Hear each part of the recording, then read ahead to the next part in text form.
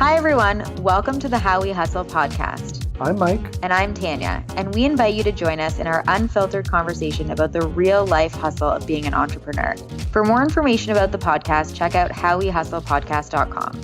Make sure to check us out on Instagram at How We Hustle Podcast. You'll find information on new episodes as well as notable quotes from the episodes we do. So come check us out at How We Hustle Podcast on Instagram. All right, so we are going to talk about, we were just chatting a second ago about like sometimes after we do an episode or sometimes after we talk to people or sometimes after we make a post online. Like when I do this, I make a post on Instagram or whatever. And then I think like, did I offend people? Did I just say something that pushed the button?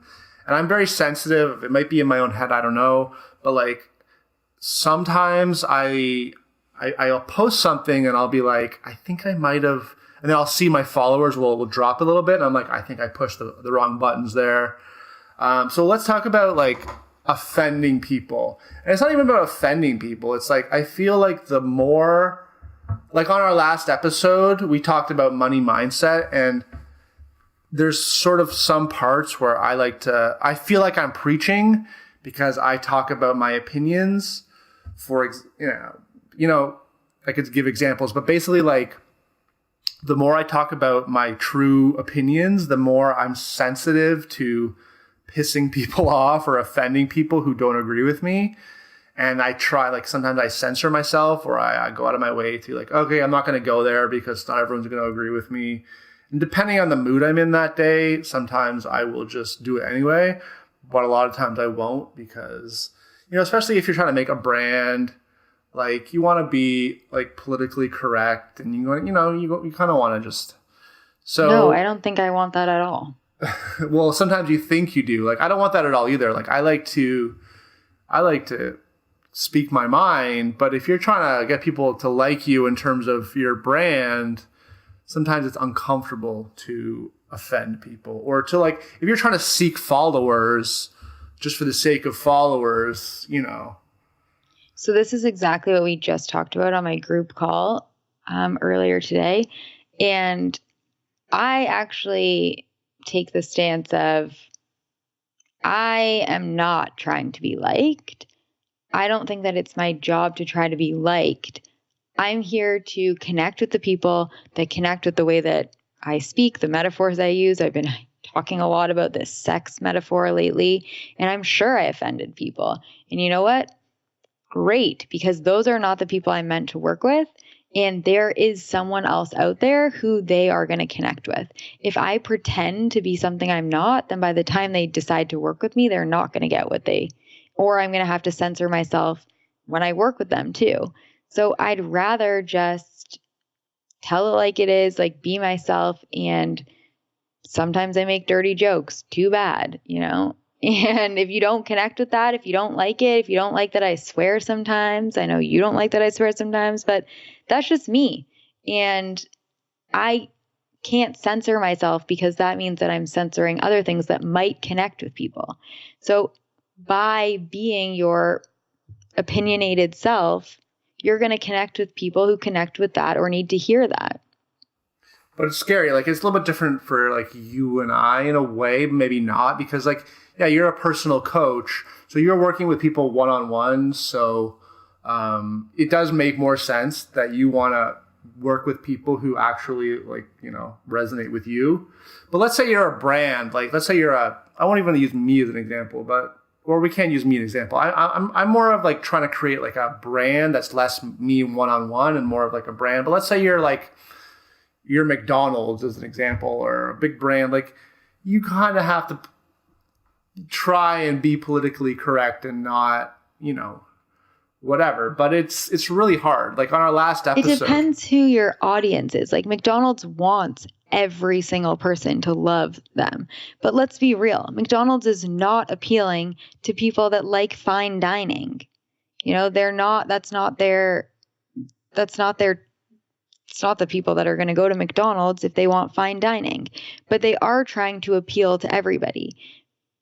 But if you're trying to appeal to everybody, that's going to be a much bigger mountain than if you're trying to appeal to a certain type of people. That's why people even choose a niche, right? That's why people say to choose a specific niche and speak to just those people. If you're speaking to just those people, you can create targeted conversations, use targeted metaphors that they understand because you know what they're watching, what they're listening to. So you don't want to appeal to everyone. You want to appeal to your market. Who is your market? And how do they, or what do they need to hear? How do they want to interact with you? Yeah. That's interesting. I was just telling you a few minutes ago that I reposted this quote on Instagram. And this is the quote. It's from a Stoic philosopher, Seneca. And the quote was, "We should not, like sheep, follow the herd of creatures in front of us." So after I posted this, I was really second guessing myself because the quote is, "We should not, like sheep, follow the herd." So in a way, I was like, I posted it. I'm like, did I just call all my followers sheep? Like, did I just do that? But it's like, I didn't really do that. But I posted this quote that implies that it uses the word sheep. And I was really like, ugh. But I just did it because it resonated with me. And then I'm thinking, just as you're saying that, I'm thinking like the kind of people that I am targeting in my business are people that want to be different, are people that want to be unique. They want to tell their story. They want to write their book. Like, they are going to kind of get what I'm saying. And I guess if people unfollow me because I've just sort of offended them, then that's probably okay. Mm-hmm. And what is your attachment to the number of followers that you have on your account? Well, that's a good point. I mean, I don't really have an attachment, but when my number does grow, and I do try and get my number to grow slowly but surely, it feels like I am growing my audience. And I feel like with a bigger audience, I have a bigger reach, and, you get it, and right? What if those people that you grew your audience with were sheep and were offended by that? What would that mean? It means that they're not going to buy from me anyway. But they were never going to buy from you before. So Yeah, do you really want to grow your audience with a bunch of people who are never going to buy from you? No, and that's a really good point. Like, cultivate like-minded. Like, you're much better to have, and we've talked about this before, you're much better to have 100 people that really are in your tribe as opposed to 1,000 people that aren't, because those 100 people are going to, And that's like when you say, I don't like you swearing, it's like, I don't mind you swearing at all. I don't mind you telling dirty jokes on our podcast. You know me personally, I do both of those things. But I just have this like censor button in my brain that says, Tanya, we're on a podcast right now. Like, behave yourself. Behave yourself, yeah. I can't help it. That's just me. I can't censor it. I've asked my ladies if they have another option for this metaphor. I'm open to hear it, but I just cannot come up with a better metaphor than to warm your audience up like you would with when you're going to have sex with someone. Okay, sorry. okay, you're making me uncomfortable. I know. I'm sorry. I said it, but if anyone has an alternative metaphor for warming your audience up, please let us know. Reach out to me. Let me know. I'd love to hear it because unfortunately, I'm sure I'm offending lots of people by sharing that same metaphor over and over again this week. But I don't have an alternative to use at the moment. And it resonates with my ladies, with you, with the people I'm speaking to. So maybe it's weeding out people I'm not going to resonate with because I make a lot of dirty jokes. I try to censor myself for you on this podcast. I try to behave, but you know what? We're a year old now and we're a toddler and we're just not going to behave anymore. I'd also be curious to know like if people like prefer when we just are ourselves, or I'm curious to know, and not just for this podcast, but in general, like when you are, following people or just, do you prefer that people go places even though you don't necessarily agree with it? Do you prefer that authenticity? Like they say Howard Stern. I listen to Howard Stern and I have for a while. And he says he pretty much at some point offends just about everyone. but he has a huge audience, and like he's offended me, but not really offended me, but he's said things like he's made fun of like all sorts of categories that I relate to. But like I don't take it personally because he's just being himself and he's just rolling with it. And I really appreciate that he just says whatever he feels like it, even if he offends people. And like, you know. So I think though it has to do with purpose. Like, what is the purpose? Like, I'm telling this metaphor because it's actually helping people understand something, because it's something everyone in my tribe understands, right? Like, are you talking about the sheep thing to shake people out of like, hold on, you don't have to follow the person in front of you. You know, you do not have to live life how other people told you that you should live your life just because that's what everyone else is doing. You don't have to take the well-beaten path, right? There is another option. You're putting people into choice. And maybe if that's the quote that they need to see in order to be like, whoa, I am the sheep. I don't want to be a sheep. Like maybe that's helping someone rather than we're not doing it maliciously to hurt someone or to separate people to say I'm better than you and you're not as good. You're putting it out there as an alternative perspective that could potentially shift somebody and help them make their life even better or change their life in some way or see that they have a choice. And also when you say stuff that like rattles things a little bit, that also brings out imposter syndrome once again. Like, you know, if we say anything, whether like we're talking about anything that's not mainstream, and this is especially relevant to entrepreneurs like you and I, you know, if you say something that's not a majority opinion, such as like, don't invest for the long term in mutual funds, instead invest in yourself and your business and Facebook ads, like you get that, I get that, but a lot of people don't. But like, saying stuff like that can bring out the imposter syndrome. Like, who am I to tell other people or to say, or even say that, or like, you know, who am I to put out a quote that uses the word sheep? What is wrong with the word sheep? We're just using it as an example. Like it is an animal, right? Like sheep makes wool. Like I just don't really understand. That's not, no, maybe it's not I'm the not animal. It's the metaphor of the sheep following the herd. I get it, but like a sheep is not a bad thing. Like a sheep is like a beautiful animal. No, I get it that like it's following the herd. I get that. I understand that. But like I don't think it's offensive to say the word sheep, but maybe I just don't get it fully. I think that it's a good thing that you're putting it out there.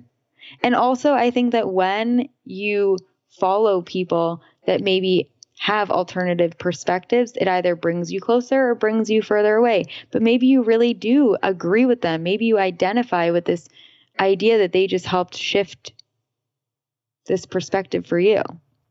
Yeah, I actually if I think now to like who are the people that I follow, I like Gary Vaynerchuk, I like Grant Cardone, I like Ty Lopez, I like all these guys that really stir it up. You know, I like Howard Stern. You know, so interesting. And then you're like nervous to stir it up yourself. But that's my own just insecurity, I guess. And I guess that's why we're having this conversation, because we were having this conversation like off the recording. And it's just my own insecurity that I need to really be well behaved when I'm like putting myself out there. And you were sort of saying to me like, no, you don't. Yeah, I think that my business shifted when I stopped being well behaved, because I think that my clients started to be really supportive of me sharing in a public way the hilarious, ridiculous things that I say on our group calls or on my personal calls with them. And they were like, you need to say this like on your videos out loud to people in your emails. And I was like, really? Are you guys sure? Like, and they were the ones that encouraged me to do it because it resonated so much with them. And so I was able to realize like, you know what? Forget that. See, I didn't say the F word. Forget that. I am just going to say the ridiculous things that I think and hope that it helps people. I'm doing it with good intentions, not to hurt people. It's to help people. I guess this gets back to something we've talked about before, which is like people want to associate with people, not like faceless brands, but people, right? So the more authentic you make your brand by just like being yourself, as you just said, your business really changed the minute you just decided to be yourself and not pretend to be the person that you think that your audience or market wants you to be. Mm-hmm. And it calls attention to you when you say things other people aren't saying. It makes you stand out when otherwise that message just gets old. The same message over and over just gets old. Some people need to hear it in a more sexy way. Yeah, and I was just working on my email, my automated emails, and as I was writing them, I was really questioning the tone that I use, right? So it's like, do I use like kind of slang words like cool or, just like the way I would talk if I were having a conversation with you, I would use certain just like slang words, But then when you're writing an email, it's like, do you censor yourself? And I guess to some degree I did, but I decided to write the email almost as if I was having a conversation, and it's not a formal thing, right? It's like I worry that if I write in this tone, am I going to sound unprofessional? And people are going to be turned off by me. But I actually, I decided, and you helped me decide this, that like, no, people want to hear who you are. So just like talk to them like you're you. It's more interesting to read. I don't want to read an email that's super proper and professional. And maybe that's just me, but I'd be bored. I'd be like, okay, over it. If you're talking like you're talking to me and telling me a story and it's a super exciting story and you're throwing in words that you would say when you were actually talking, I'm going to keep reading. So I guess the overall point is it's okay to offend people a little bit. It's okay to be yourself and not necessarily have the censor button on high at all times. Mm-hmm. Yeah. Don't censor yourself and be you, speak the way you speak, and the people that matter will be attracted, and the people that are offended, great. See ya. Like, go find the person that does resonate with you, because followers do not equal clients or money or customers. And it's not about senseless followers. It's about real people. I always say my idea with social media is that connecting with the real person behind the screen. That's the key to my strategy with social media. I want to connect with the people, the person behind the screen, not just another number or another account attached to mine. All right. So from now on, I am going to be a lot more loose on this podcast. I'm saying from now on. Okay. Ooh-hoo, loosey-goosey. Yes, so are we allowed to swear now? Loosey-goosey from now on, whatever that means. Can you swear too? Well, we're going to have to use the little E icon if we do that. Which we've done. Well, I'll warm you up to it. All right. So I'll try not to say the word shit from here. Oh shit! I just said it. Okay. Well, now you're gonna have to put the E on it. All right. This episode is now explicit. And that's a wrap on another episode of How We Hustle. For more information, check out howwehustlepodcast.com.